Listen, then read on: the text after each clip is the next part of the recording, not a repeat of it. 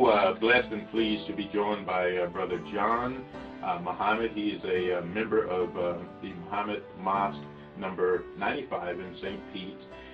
For the past 13 years, he's been involved in community outreach with the self-improvement program of the Nation of Islam. He's currently, and we got this long bio, I don't know when this guy sleeps, all these activities he's involved in, but he's currently the co-chair of the Agenda 2010 and Beyond advocacy group, as well as the president of the Childs Park Neighborhood Association. Yes. Because we want to absolutely hear from him. And one thing I do want to mention, I love this slogan. The ultimate aim of their association is to put neighbor back into the hood. Isn't that's pretty cool? Right. I love that.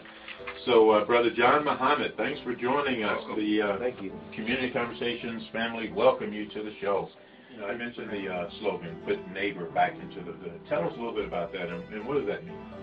Well, with putting neighbor back into the hood, when we first began the work in our community, and really I go back even before that, we had a mosque meeting at Muhammad's Mosque number 95, and our regional minister, Minister Rasul Hakeem Muhammad, he was making a presentation and he was discussing the community needs. And he said, even when you look at our neighbors, our neighborhoods or our communities, he said we've taken neighbor out of the hood. And then he started to give us an assessment of how words have power and how the meaning of words and the way that you look at words and how you define words can determine the way you think and the way you act. And so he said the word neighbor, in the absence of neighbor, all you have is hood. And when you have hood in the noun form, hood represents a covering or somewhere that you would duck and you'd hide. And he said that's what you see us doing in the neighborhood. You know, when people come through, everybody kind of scurries and they're moving and they don't want to be seen or exposed, and so it's a hood. And so he said that the way that it was originally intended was that neighbor was a very important part of it, and it's not just limited to the people who live next door to you. Right. We think neighbor more so as being locational, but it's not locational. Neighbor is actually conditional, and then he referenced the scripture. I think it was Matthew 28 when he talks about how Jesus gave two great commands, and one of those commands, of course, was love God with all your heart, mind, and soul, and then the second one was love your neighbor. But if you don't have a neighbor in the hood, then who do you love?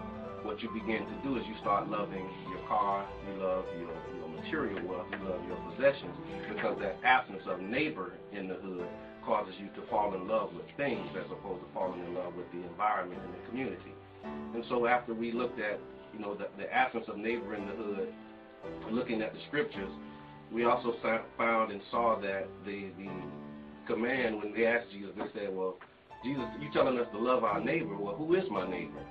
And then Jesus went into the parable of what we commonly refer to as the Good Samaritan. Mm-hmm. And he started talking about the man who went down from Jerusalem to Jericho and how he fell among thieves, right? Well, when you think about the hood, a lot of times you think about what you're going to run into, right? And so he was talking about this condition of this man who was traveling. And when he traveled, he got robbed and he was, things were taken from him. And then there were people who came by. There was a priest who came by. The priest walked by on the other side. There was a Levite who came by. He walked by. But it was the Good Samaritan that looked out for the man who fell among the thieves. And then Jesus said, now which one of these did the neighborly thing? And they said it was the Samaritan. And this is where we get the term the Good Samaritan. And so that's the work that we're looking to do, is we see that the condition of the neighborhood or condition of the hood, it looks like we've been hit in the head. It looks like we've been robbed of our raiment and all of our glory and all of our grandeur. And so we want to do the neighborly thing, and we start by identifying that we do have to put neighbors back in the hood, more of the idea and the concept. And so that's what we're all about, rebuilding and establishing the concept of neighbor and brotherhood. And then when you look at hood in its proper form, hood is actually a suffix, which means the quality or state of being. And so that's what we want to do. We want to have the quality or state of being neighbors in our environment, and it starts with the family, of course, because you start with fatherhood, then you go from fatherhood to motherhood.